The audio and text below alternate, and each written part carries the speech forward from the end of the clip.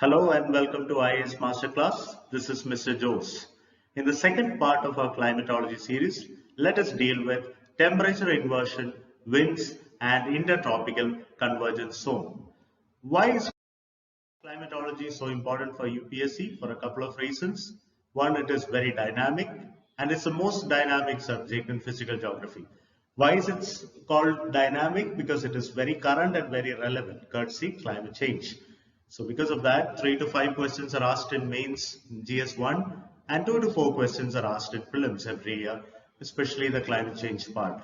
The approach to learning this subject, climatology, is a little different from other subjects in geography. Why? Because here there are no big words or jargons. It is mostly simple principles and logic. Once you understand that foundation, the rest of it is very easy to understand. It's very valuable for you future bureaucrats as well. The syllabus for general studies paper is atmosphere, temperature and pressure changes in the troposphere, temperature inversion, pressure belts, planetary winds and local winds, jet streams, humidity, precipitation, clouds, types of rainfall, cyclones, climate classification, and climate change. Let us start with understanding temperature inversion. As we have understood in the last video, temperature in the troposphere decreases with altitude normally, but there are exceptions. So why these exceptions happen, what are the cases of these exceptions, and whether these happen temporarily or permanent at a place are the things we deal with temperature inversion. So what does temperature inversion means? These are exceptions to the normal changes in temperature with altitude in the troposphere. These are temporary phenomena, they are not permanent phenomenon, they are temporary. As we see in this diagram, in the normal cases, when you have warm air which rises, at a certain height altitude, the temperature startly progressively reduces or decreases. So as in the higher ranges, the upper atmosphere, we find that the air becomes cooler and further cooler as we go in the upper layers. When inversion happens, you find that there is a warm inversion layer which is above the lower atmospheric layer, which is near to the surface. This warm inversion layer is formed due to certain phenomena which happens over the Earth's surface, which we will deal with. Now, there are different types of inversions, which are radiation inversion, subsidence inversion, frontal inversion, and advection inversion. So let us deal with each of these. We all know what a fog is. In North India, especially during winters, in the early mornings, you'll see this thick fog. What is the reason for this fog? Whether fog occurs near to the seashore, or does it occur only in the interior of continents? Whether it occurs in clear skies or in cloudy nights, let's find out. Now, radiation fogs occur only when certain conditions are met. The conditions are: 1, it has to be the interior of continents. 1, 2, no major water bodies should be around. 3, the skies should be clear. It should be cloudless skies. Now, what happens in the winter? During daytime, there will be some sort of insolation, sun's incident rays over the Earth's surface. The Earth gives back its terrestrial radiation during nighttime. Now, this terrestrial radiation will relatively warm up the air in contact with the Earth's surface, which gets warmer and it rises. Now, as it rises, progressively rises, what happens is the surface gets very cool during nightfall. Since the surface gets very cool, the air in contact with that surface also becomes cooler. Now we already have a warmer air as compared to that near to the surface, which is a little higher to the surface, and a cooler air which is in contact with the surface. So that is a clear case of inversion. Now what happens in this is this warmer air, since it is rising, will naturally try to descent. The reason being, the cooler air, the higher upper column in the cooler air will start to sink because it becomes denser, or cooler, it becomes denser, creating a sort of a vacuum which will be compensated by the upper atmospheric warmer air descending down. Now when it sinks down, it forms a layer and it partially condenses because it is entering a colder zone. You know, when warmer air descends down into the colder zone, it starts to condense. This partially condensed warmer air is what we see as radiation fog. Now here we have a clear case of temperature inversion. Near to the Earth's surface, we'll have what? A cooler air, and just higher to that, just a little higher altitude, we'll have a layer of warmer air. And above that warmer air layer, we will have the temperature of the air column reducing progressively. So this is one example of a temperature inversion, and which is called as radiation inversion. Now let's come to the second type. This is known as frontal inversion. Now what is a front? To understand what a front is, we need to understand what an air mass is. Air mass is a large area of air where the temperature, pressure and humidity conditions remain more or less constant for a large amount of time. That means just imagine air around 1500 kilometers in radius, or in diameter, and a height, altitude of around 2 kilometers. Let us imagine that due to some phenomena, this air actually acquires a sort of a dynamic equilibrium where its temperature, pressure and humidity will remain more or less the same over a period of, let's say, around 10 days to a fortnight. Now what happens is, as it reaches a dynamic equilibrium here, when this air parcel, big air parcel, starts to move, it actually feels like a mass of air moving in a certain direction. This is what an air mass is. We have around 6 major air masses in the world. Now when air masses of contrasting nature, air masses might have a higher temperature or lower temperature, right? When air masses of contrasting nature, when they converge, what happens is a boundary gets created between them. This boundary which is created between converging, contrasting air masses is what is called a front.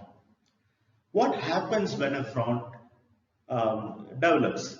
We have a cold air mass and a warmer air mass. The colder air mass, since it is denser, encroaches into the area of the warmer air mass and lifts it up.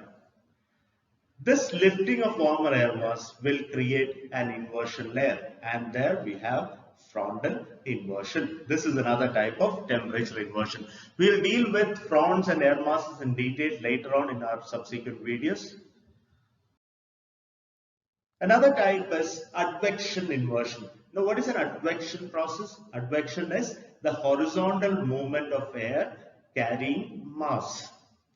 Again, when warmer moist air moves over a colder surface and its temperature drops, you have a sort of a fog happening. Now what will happen? A similar process happens where the warmer air will be lifted by the colder air, which it subsequently moves over, thus creating a sort of an inversion.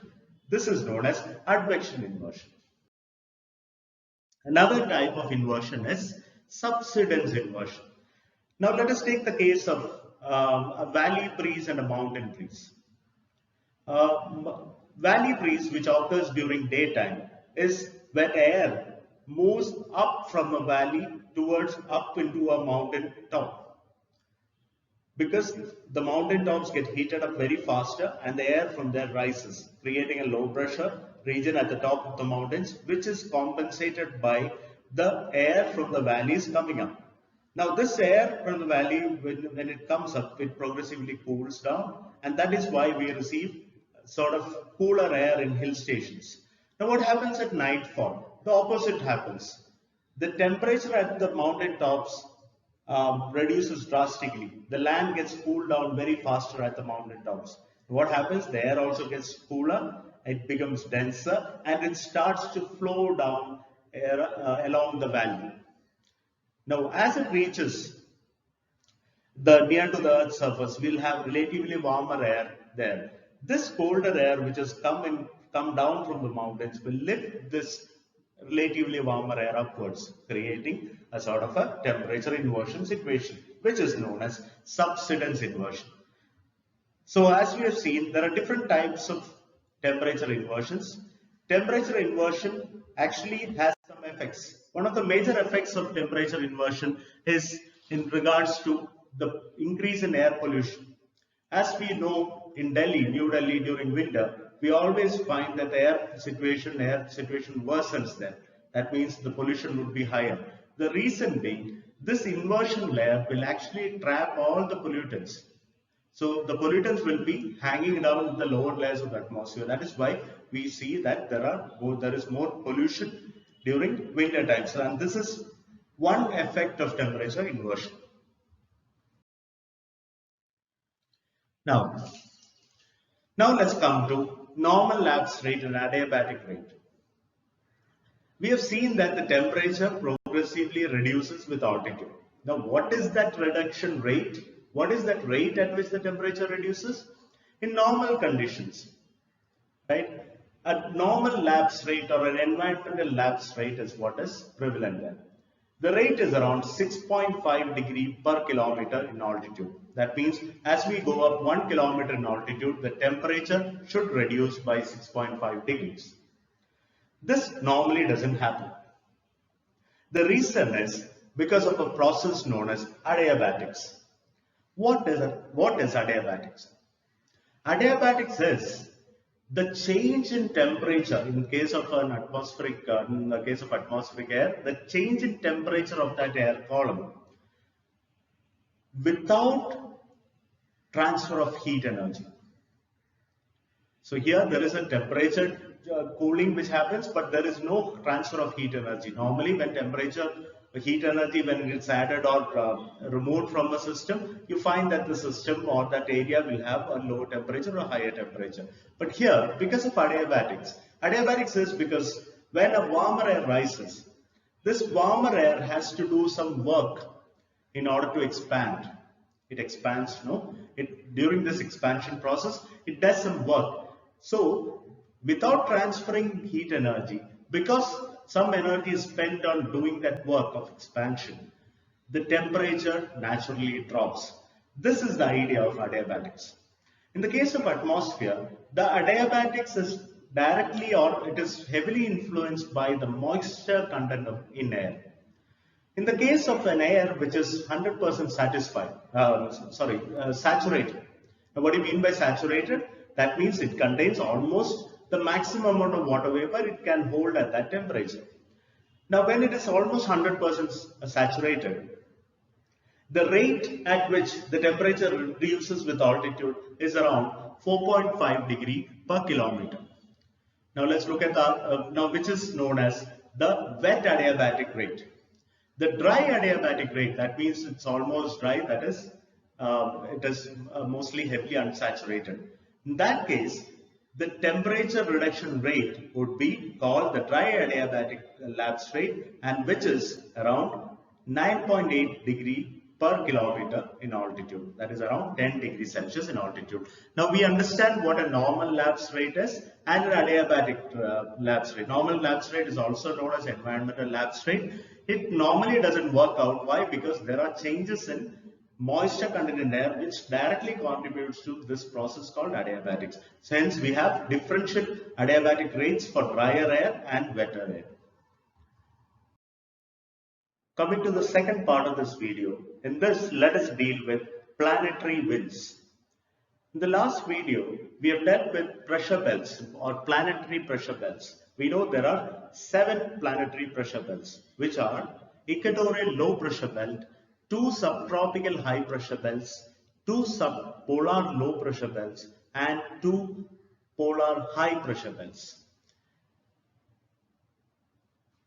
As we see, Let us take the case of these subtropical high pressure belts. There are two of them, one in the southern hemisphere and the other in the northern hemisphere. Surrounded by this high pressure belt is surrounded by two areas of low pressure. That means we know a pressure gradient when it is created, there is an air flow which occurs, which develops from the region of high pressure to the region of low pressure. That means air moves from a region of higher concentration to a region of its lower concentration. That means we'll have two wind systems here. One from the subtropical high pressure belt to the equatorial low pressure belt, which we call it as tropical easterlies or northeast trade winds. Similarly, we have in the southern hemisphere a wind system which originates from the subtropical high pressure belt around 30 degrees south to the equatorial low pressure belt, which is known as again tropical easterlies or southeast trade winds. Let us clarify that wind direction is always given. Here it's northeast and southeast on the basis of the direction from where it originates.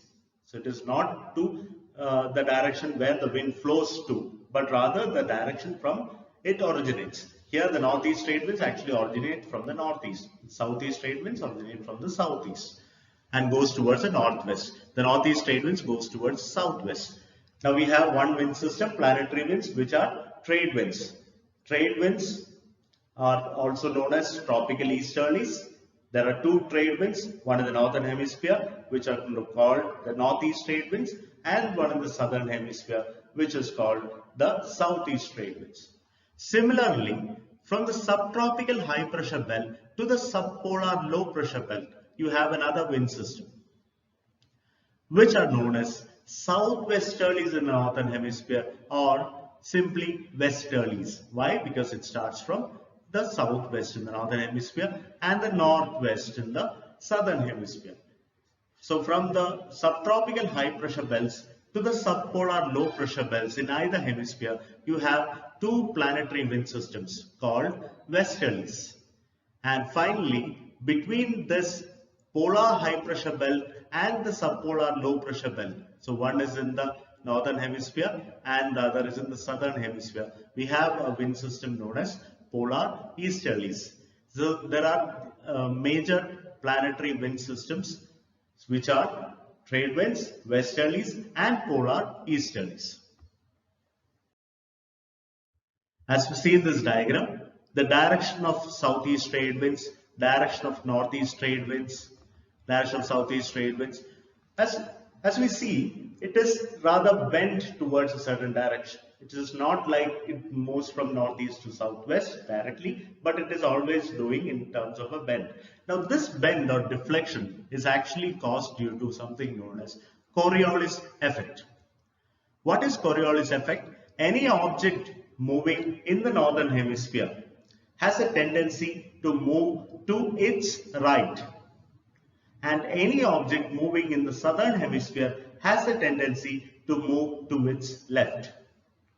In the case of winds moving in the northern hemisphere, so let's say take the example of these northeast trade winds. Northeast trade winds move from the northeast to the southwest. It deflects to its right mind you, and we have a wind system like this, a curved one. Similarly for westerlies, it deflects to its, now this is the wind, and it deflects to this right, and we have this westerlies now. Similarly for polar easterlies. The final direction of these planetary wind systems are actually determined by the Coriolis effect.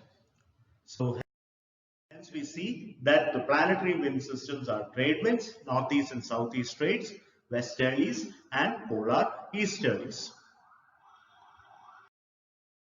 Wind systems across the world may not be in tune with the planetary wind systems as we see. The reason being, there are localized conditions, localized pressure gradients which are created, which creates localized winds. For example, a primary land breeze and sea breeze which we find in the coastal regions is because of the differential pressure between the land and sea regions. Similarly, because of these local variations in pressure gradients, we find that there are many localized winds which occur across the world. Some are seasonal, some occur at all times. Now these localized winds, the main ones, these localized winds or prominent ones are, let's say, Loo. Loo, which moves over the northern India, starts from Rajasthan and flows over Delhi, blows over Delhi and to western UP. Foyle and Chinook are those winds which move in from the sea into and which are blocked by mountains. And these winds which carry moisture actually shed their moisture in the windward side of those mountains, and these winds move into the other side as cold or dry winds. Foyle occurs in the Alps and Chinook occurs across the Rockies in America. Nor'westers, blizzards, Santa Ana are all localized winds. Santa Ana is in California, blizzard is in New York, nor'westers is in New Zealand. Bora and Mistral are cold descending winds. Bora occurs across the Balkans. Mistral occurs in the region in France called Massive Central or Central Massive region. These are cold winds. Sirocco is an interesting local wind. It originates from the Sahara. So this is initially it has hot and dry characteristics. Now this moves northwards. As it moves northwards, this wind crosses over the Mediterranean Sea. And while crossing over, it takes in moisture. And when it blows over, say, Italy or Rome during summer, this Sirocco transforms itself into a warm and humid wind. Actually is the case for the reason for causing that oppressive summer in Rome. So these are localized winds which actually contribute to temperature and climatic weather conditions in many places. Now let's come to the last part of our video. In this part, we will understand about intertropical convergence zone. Now, what is intertropical convergence zone? In the last videos, we have seen about pressure belts and planetary winds. These planetary winds, the northeast trade winds and southeast trade winds, converge to a zone, and that zone is actually called the intertropical convergence zone. This zone is very important. Why? Because the extent of it, as we have seen, as we can see in this diagram, is actually varies at various places. The thickness is not the same. It varies at different places. And another interesting part is this ITCZ shifts during seasons. Seasonal changes. In all seasons, there will be a shift in ITCZ. That means, let's take one case study. During summers in the northern hemisphere, we know northern hemisphere is a land hemisphere. It is more of land, less sea. While the southern hemisphere is more of ocean and less land. Land gets heated up faster, so that means more lower pressure regions in the land area in the northern hemisphere during summer. That means the position of ITCZ shifts northwards. The position of ITCZ shifts northwards. As you have seen, in January, this is the position. This is in winter. In summer, what happens? The ITCZ's position relatively increases. Especially it increases further from the equator during those, while it moves over the regions in Asia. Why? Because the land extent is higher here. Land extent in the area is higher. That is why this ITCZ is further shifted into the northern part of India or just north of the Himalayas during summer. This seasonal shifting of ITCZ actually is one of the major reasons for the advent of monsoons, which is simply called the dynamic theory of monsoon. Now we see that the ITCZ's position changes or it shifts northwards during summer. In fact, all the pressure belts shift northwards during summer and retreat back to their same position during winter, or you can even call it that the pressure belts descends or go southwards during winter. Winter in the northern hemisphere, mind you. Now, when there is summer in the southern hemisphere, or rather winter in the northern hemisphere, we find that all the pressure belts are retreating back or southwards. In the case of monsoon, let's find out the reason for monsoon. One theory of monsoon, which is known as the dynamic theory, says this ITCZ, as it shifts northwards during summer, the southeast trade winds which actually have to reach the ITCZ will now have to cross the equator by a considerable degree. Now, as it crosses from one hemisphere to another, now from the southern hemisphere to northern hemisphere, because of Coriolis effect, there is always a shift. Now, this shift is towards its right. It gets shifted. The southeast trade winds get deflected to its right, and hence we have a southwest monsoon. Can you imagine that? So that is how it goes. Due to Coriolis effect, this happens due to Coriolis effect. As the ITCZ shifts back during winter in the northern hemisphere, the southwest monsoon winds will be replaced by the normal northeast trade winds, because there will be no deflection. The ITCZ will be near to the equator at that time. There is no need for any deflection or crossing over the equator by a big degree for southeast trade winds during winter. And that time, what will happen? The trade winds will be strengthened. That is our retreating monsoon or northeast monsoon. This is the reason for the advent of monsoons. Okay, so in this diagram we can see southwest monsoon here. It is the southeast trade winds which get deflected at the equator, gets deflected, and which moves in as southwest monsoon like this. And the retreating monsoon, which is northeast monsoon, is actually primarily the trade winds and nothing else. So that hence we have the dynamic theory of monsoon, which may be explained by shifting of ITCZ or shifting of pressure belts. That's all in this video. In the next session, we'll deal with jet streams and Rossby waves. Thank you.